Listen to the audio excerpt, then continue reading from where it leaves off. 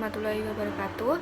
Perkenalkan, nama saya Mika Putri Utami, NIM 056 dari kelas Manajemen Zakat dan Wakaf 4B.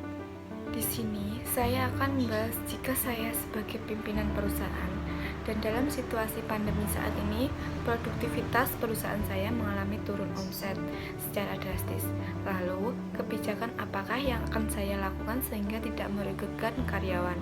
Jadi, masa pandemi ini juga telah memukul banyak kelangsungan usaha. Saat omset penjualan turun, maka secara otomatis kinerja bisnis juga akan ikut mengalami menurun. Dengan menurunnya pendapatan, saya selaku pimpinan perusahaan harus berpikir agar perusahaannya dapat bertahan di kondisi saat ini. Ada berbagai cara yang dilakukan agar perusahaan bisa bertahan di tengah pandemi COVID-19. Sebaiknya, saya selaku pimpinan perusahaan tetap tenang saat menghadapi pandemi COVID-19 ini, sehingga dapat mengambil langkah yang tepat. Selain menghadapi dengan tenang, saya juga harus berpikir lebih kreatif lagi. Dengan begitu, kami dapat mengambil keputusan untuk perusahaan dengan bijak. Yang pertama, untuk memeriksa kondisi keuangan. Hal itu jelas akan mempengaruhi kelangsungan bisnis. Lakukan pengecekan mendalam terhadap kondisi keuangan bisnis. Salah satu hal penting yang perlu saya periksa adalah kondisi likuiditas. Memikirkan pengamanan likuiditas tersebut agar bisa mempertahankan bisnis di tengah krisis pandemi ini.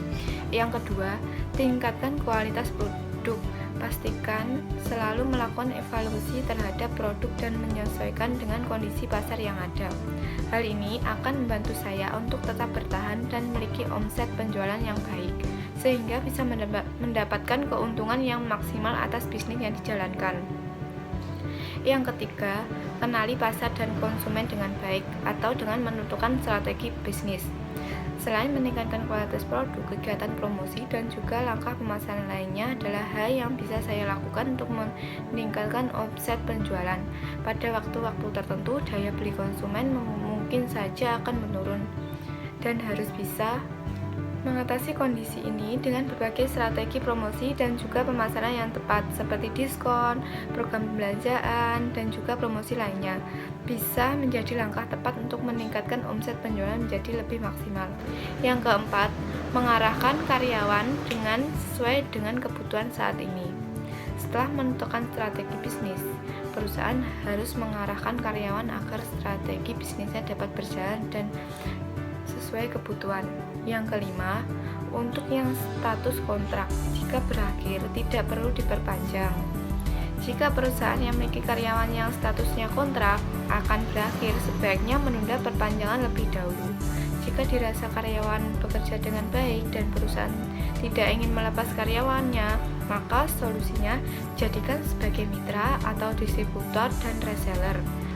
Sekian video dari pembahasan saya. Terima kasih. Wassalamualaikum warahmatullahi wabarakatuh.